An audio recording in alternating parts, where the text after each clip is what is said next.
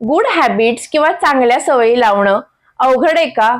हो, अवघड तर आहेच. कारण प्रत्येक वर्षी आपलं डायरीचं पहिलं पान रिझॉल्युशननीच लिहिलेलं असतं. त्याच्यामध्ये असतं काय तर गुड हॅबिट्स.